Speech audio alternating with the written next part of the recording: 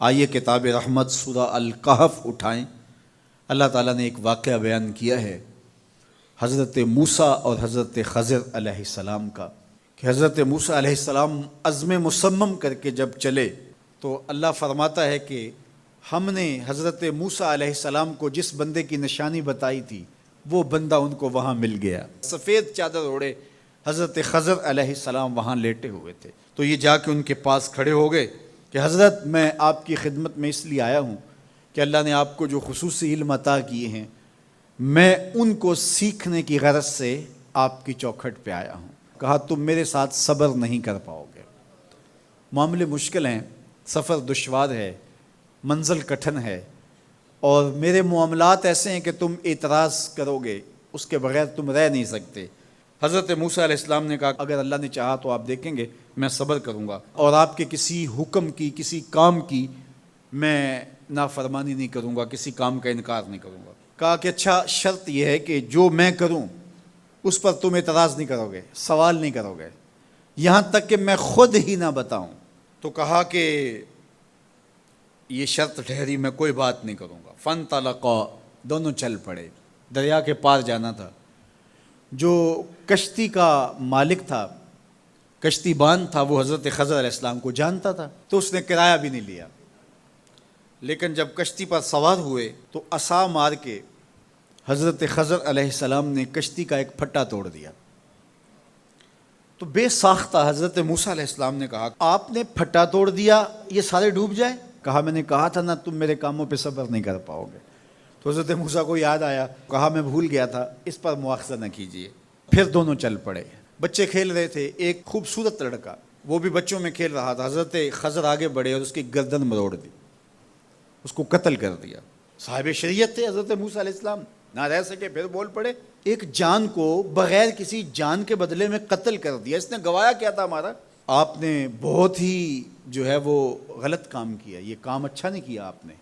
کہا میں نے کہا نہیں تھا کہ تم میرے ساتھ صبر نہیں کر پاؤ گے۔ کہا ایک موقع اور دے دیجئے، اب اگر میں نے کوئی اعتراض اٹھایا تو پھر دوبارہ مجھے آپ اپنی صحبت میں نہ رکھیے، عذر تمام ہو جائے گا۔ پھر دونوں چل پڑے، یہاں تک کہ ایک بستی میں دونوں آئے تو آپ نے بستی والوں سے کہا کہ ہم مہمان ہیں، آپ ہماری مہمان نوازی کیجیے، کھانا کھلائیے۔ تو انہوں نے انکار کر دیا، کہا کہ ہم تو آپ کو بلایا نہیں ہے، آپ خود آئے ہیں، آپ اپنے کھانے کا خود انتظام کیجیے۔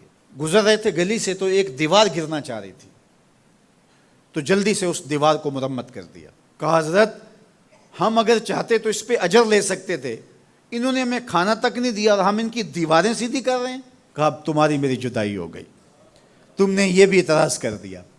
تو انہیں یاد آیا کہ وہ یہ بھی اعتراض ہو گیا۔ اب میں تمہیں بتاتا ہوں کہ یہ 3 کام میں نے کیوں کیے۔ اللہ اکبر۔ اب سنیے، قرآن ہمیں بتاتا ہے کہ ظاہری علم بھی ہوتا ہے لیکن کوئی باطنی علم بھی ہوتا ہے۔ کہا وہ پہلی بات کشتی والی سنو، یہ 2 مسکین بچوں کی کشتی تھی، ان کے گھر کا چولہا اس کی کمائی سے جلتا تھا۔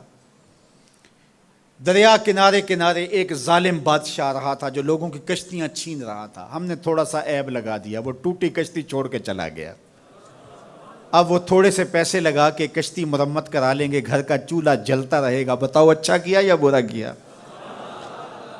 کہا رہی بات اس بچے کی جس کو ہم نے قتل کیا، اس کے ماں باپ مومن تھے، نیک تھے، صالح تھے، بچے نے بڑا ہو کے بہت برا ہونا تھا، ہم نے اس کو قتل کر دیا، اللہ اس کے بدلے ان کو بہتر اولاد دے گا۔ علماء تفسیر نے لکھا ہے اس بچے کے بدلے میں اللہ نے ان والدین کو ایک بیٹی عطا کی جس کی نسل سے 70 نبی پیدا ہوئے۔ دیوار کی کہانی بھی سن لیجئے، یہ شہر کے 2 یتیم بچوں کی دیوار تھی اور اس کے نیچے ان کا خزانہ تھا اور ان کا باپ بڑا نیک تھا۔ خزانہ دیوار کے نیچے ہے، دیوار گرنا چاہ رہی ہے، کسی معمولی دھکے سے گر جاتی۔ 2 ہی صورتیں تھیں، یا وہ بچے خود اپنا خزانہ اٹھا لیتے یا لوگ اٹھا کے لے جاتے۔ لوگ اٹھا کے لے جاتے پھر بھی ہاتھ میں کچھ نہ آیا، اور اگر وہ خود اٹھا لیتے تو بچے ہیں، بچپنے کی وجہ سے وہ اس کو اڑا دیتے۔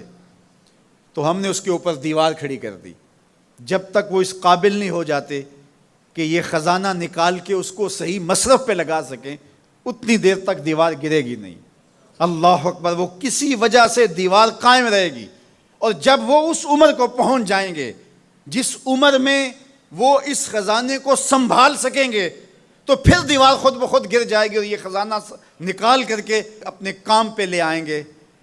میں جب پہلی مرتبہ اس کو جو ہے وہ غور کے ساتھ تلاوت کیا تو مجھے یہ لگا کہ اس کا انطباق پاکستان کے حالات پہ بھی ہو سکتا ہے، اس لیے کہ یہ بھی یتیموں کا سرمایہ ہے۔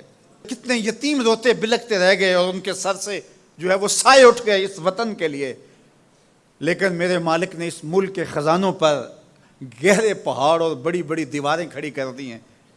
جب تک یہ قوم بلوغت تک نہیں پہنچے گی اتنی دیر تک وہ خزانے ظاہر نہیں ہوں گے، اور جب یہ قوم اپنی بلوغت تک پہنچے گی، شعوری بلوغت، فکری بلوغت، علمی بلوغت، اور رب سے جو وعدہ کیا تھا پاکستان کا مطلب کیا، لا الہ الا اللہ، جب اس بلوغت تک یہ پہنچ جائے گی، اس وعدے کی تکمیل ہوگی، پھر رب دیوار ہٹا دے گا اور پاکستان کو اللہ اتنے خزانے دے گا اور پاکستان ایسا مالا مال ہوگا دنیا دیکھنے آئے گی انشاءاللہ۔ اس لیے رب نے دیواریں بنا کے رکھی۔ تمہارا باپ معین الدین چشتی بڑا نیک تھا، تمہارا باپ داتا گنج بخش علی حجویری بڑا نیک تھا، تمہارا باپ حضرت مجدد الف ثانی بڑا نیک تھا، ان کی وجہ سے میں دیواریں کھڑی کر رہا ہوں اور مضبوط حصار لگا رہا ہوں تمہارے خزانوں پر، اور وہ وقت آئے گا جب تم بلوغت کی عمر کو پہنچو گے دیواریں ہٹ جائے گی اور تمہارا وطن زمانے پہ مہکتے پھول کی طرح اور چمکتے ستاروں کی طرح اور روشن آفتاب کی طرح چمکتا اور مہکتا دکھائی دے گا، اور زمانہ پاکستان دیکھنے آئے گا، پاکستان دنیا کی قیادت کرے گا انشاءاللہ۔